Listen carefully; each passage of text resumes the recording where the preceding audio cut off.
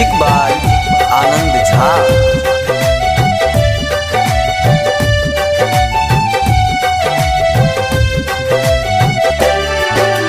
स्वर्ग से सुंदर सपनों से प्यारा है गुरु का दरबार। स्वर्ग से सुंदर सपनों से प्यारा है गुरु का दरबार। हम पर सदा बरसते रहना गुरु तुम्हारा प्यार न रूठे, गुरु दरबार न छूटे। तुम्हारा प्यार न रूठे, गुरु दरबार न छूटे। स्वर्ग से सुंदर सपनों से प्यारा है गुरु का दरबार। स्वर्ग से सुंदर सपनों से प्यारा है गुरु का दरबार। हम पर सदा बरसते रहे गुरु तुम्हारा प्यार न रूठे, गुरु दरबार न छूटे। तुम्हारा प्यार न रूठे, गुरु दरबार न छूटे।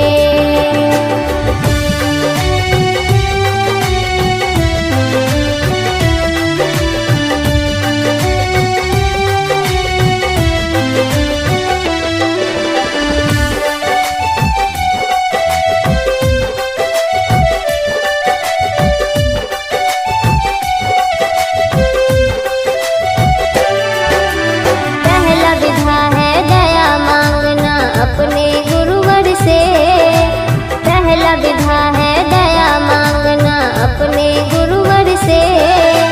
हम पर सदा बरसते रहना गुरु तुम्हारा प्यार न रूठे, गुरु दरबार न छूटे।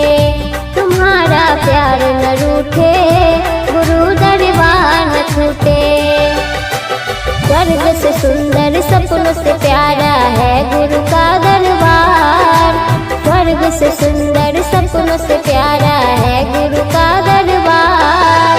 हम पर सदा बरसते रहे गुरु तुम्हारा प्यार न रूठे, गुरु दरबार न छूटे। तुम्हारा प्यार न रूठे, गुरु दरबार न छूटे।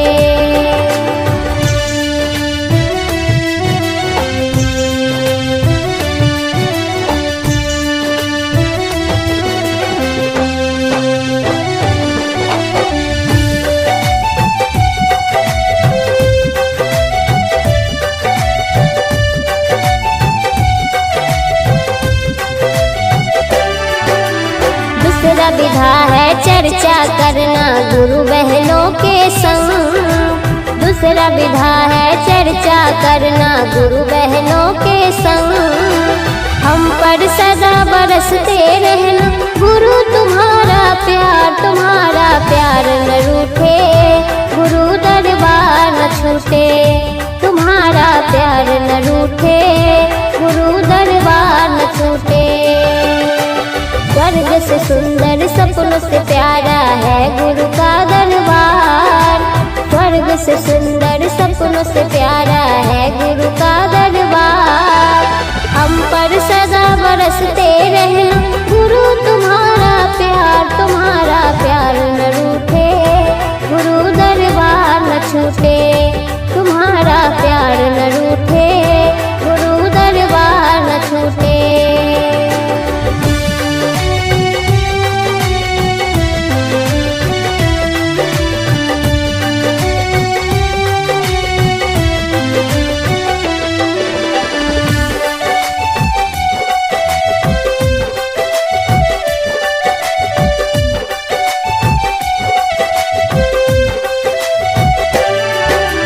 तीसरा विधा है नमन करना गुरु के चरणों में। तीसरा विधा है नमन करना गुरु के चरणों में।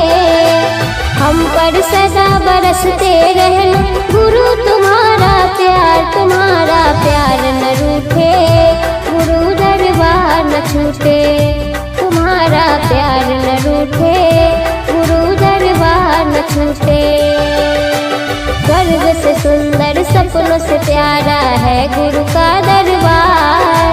स्वर्ग से सुंदर सपनों से प्यारा है गुरु का दरबार। हम पर सदा बरसते रहना, गुरु तुम्हारा प्यार न रूठे, गुरु दरबार न छूटे, तुम्हारा प्यार न रूठे।